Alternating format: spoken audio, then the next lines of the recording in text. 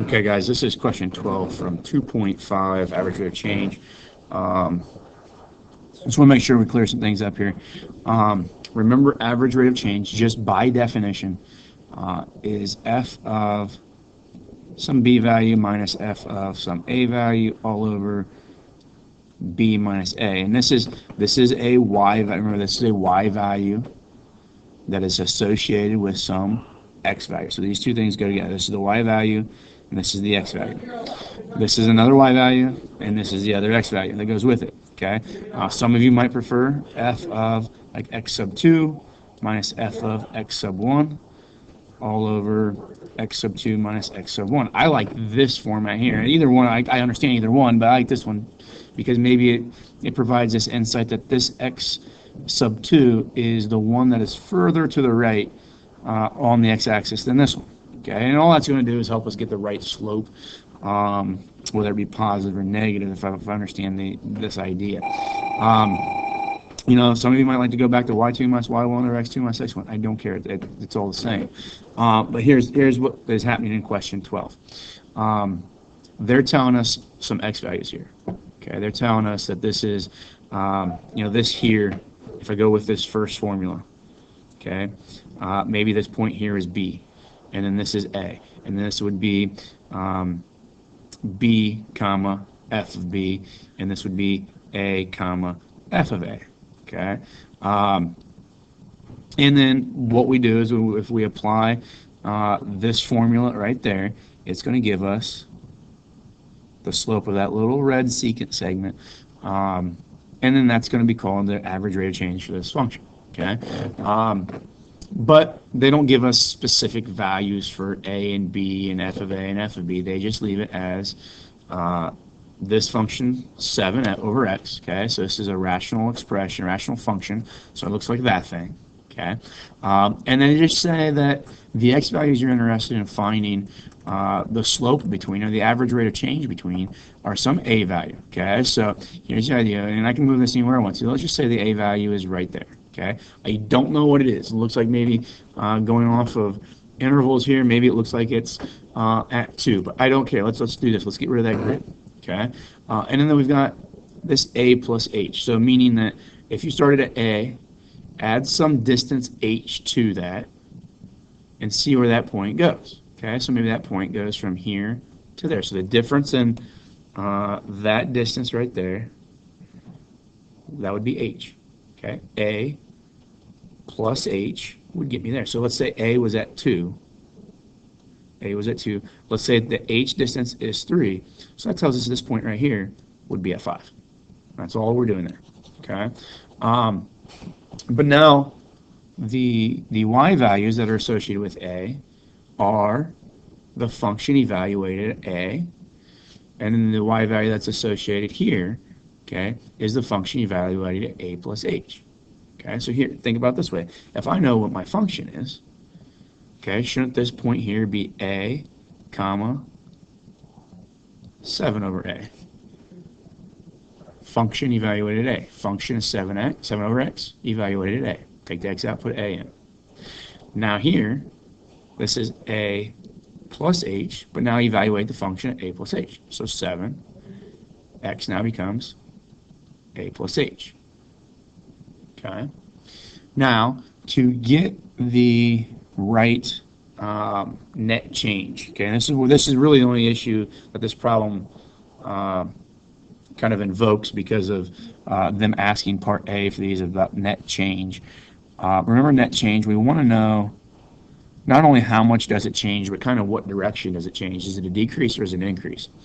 So in order to do that, what we always want to do is take the point that is furthest to the right and subtract it, or subtract from it then the point that is furthest to the left. So and net change is just referring to the y values. Okay, how did these y values change from, this one is 7a and this one is 7 over a plus h. So we want to see that difference. Okay, well, we're going to subtract then because we want the correct slope, and the slope here should be negative.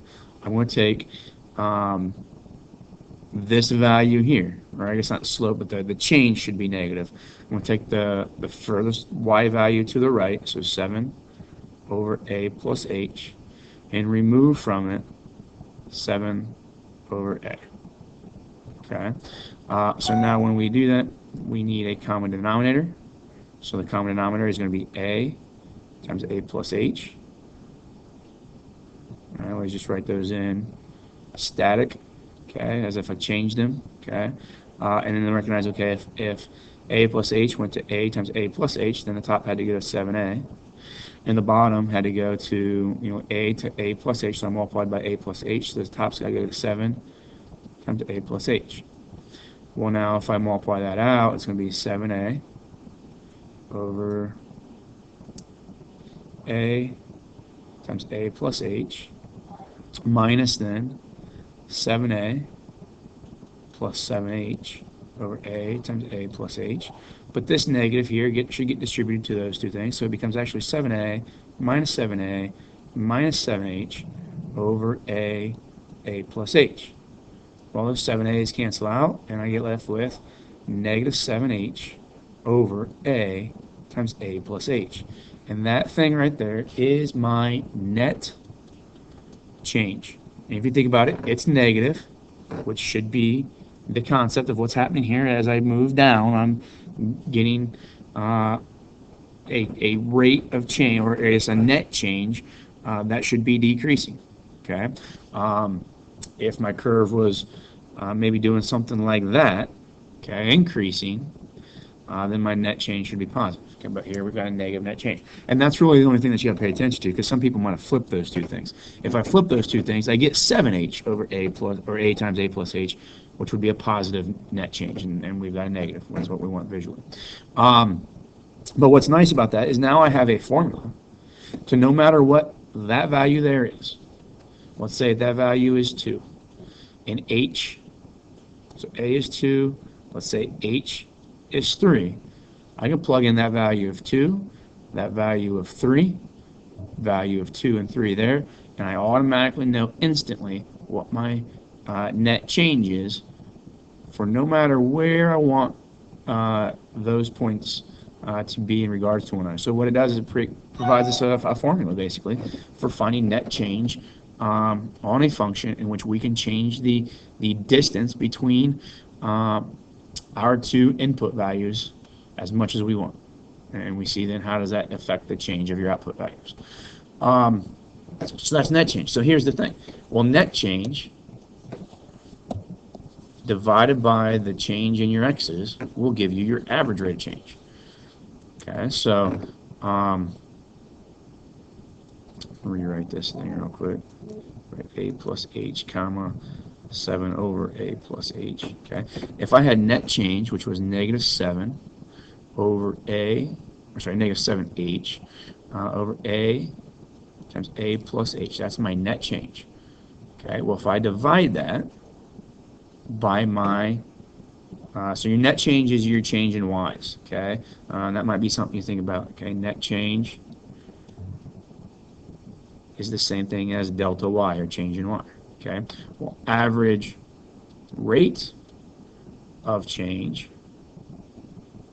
is equal to delta y, the net change, change in your y values, divided by the change in your x values. Okay, so the change in my x values, okay, and I want to do this the same order that I did before. We went 7 over a plus h minus 7 over a for your y's. So you went like a y2 minus a y1. Well, same thing. I could go x2, or a plus h, minus x1, which is our a. So now I get negative 7h over a times a plus h over, now a and negative a cancel out, so I get h here. So now I have negative 7h over a times a plus h divided by h over 1. Well, if I divide a fraction by fraction, I'll take the reciprocal and multiply. And now you see that h's cancel out there, and you're left with negative 7 over a times a plus h. And now what that tells me my average rate of change, which is really nice because hopefully we understand that as we change the location of that point right there, okay, because what we just found essentially is the equation or the formula that will provide the slope of that red line. Let's actually make it blue. We have found the slope of that blue secant line in total disregard to where A and A plus H are to one another. All right, so if A and A plus H are that far away from one another, this finds the slope of that secant line. If they do that, okay, this finds the slope of that secant line. If I know what A's value is, and I know what A plus H's value is, or if I know A and H, and that's all I really need to know. And then the logic is, if you think back to what we wanted to do, kind of calculus-wise, is eventually take those 2 points, and we wanted to move A and H so that they're infinitely close to one another. And if they're infinitely close to one another, that secant line that is blue right now becomes a tangent line. And if we can find the slope of that tangent line, which is going to be provided by that information, but H is going to be very, very, very small, that slope of that tangent line will be exactly the same as the slope of that curve at that point. Okay, so the idea, though, is they're trying to build the foundation for what we're going to do in calculus here with this net change and average rate of change concept. I think what's occurring is that people are typing things into WebAssign and not having the correct order. You're getting a plus sign instead of a minus sign. You're getting a minus sign instead of a plus sign. It's because we're not paying attention to the fact that what point is further to the right on my graph than the other point. Okay, and that should be the one I start with: f of a plus h minus f of a, and then a plus h minus a. Another issue I'm seeing is that, and somebody had this, where they went, like this one here was maybe just doing net change. We had 7 over a plus h, and we had 7 over a, and they just wrote 7 over a plus h minus 7 over a. And I don't think WebAssign was accepting that because they didn't simplify. And the reason they want you to simplify is because when we do average rate of change in part B, we recognize that there should be a cancellation of an h term, which isn't very obvious or evident when we don't simplify this. Okay, so just make sure you do simplify that. There was also one, I think it was question 11, which was kind of a poor question in regards to their instructions, because let me just pull it up here real quick.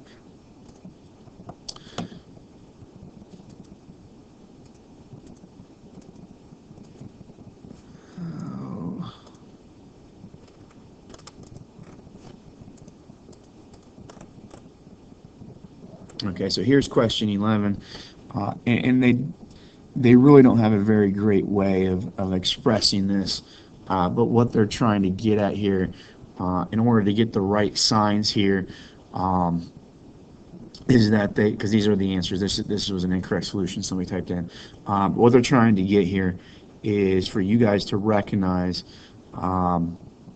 that we want to evaluate at h first and then subtract away from it 0. So what we're trying to do here, just kind of walk you through this one, and it should be the same for everybody. If we have g of, basically you're saying find g of h and find g of 0.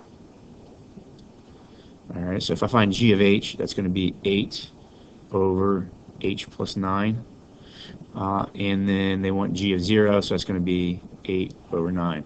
And what they're saying here is that we want to figure out what g of h minus g of 0 is, all over h minus 0. Okay, so this is going to be your net change, and this is going to be your average rate of change. But just kind of going through g of h minus g of 0, I've got 8 over h plus 9 minus 8 over 9. I need common denominator stuff here, so multiply this by 9, gives me 72 up top. 9 times h plus 9 on the bottom, and then over here I've got h plus 9 up top, h plus 9 on the bottom, so it gives me minus 8h